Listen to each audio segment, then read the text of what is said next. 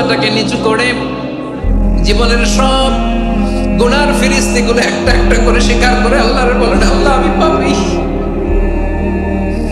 আল্লাহ আমার যে বড় পাপী এই দুনিয়াতে কেউ নাই, আকাশের নিচে জমিনের উপরে আমার যে বড় পাপী কেউ নাই। একটা একটা করে আল্লাহ স্বীকার করি আমি পাপী, সব পাপের স্বীকৃতি দিলাম।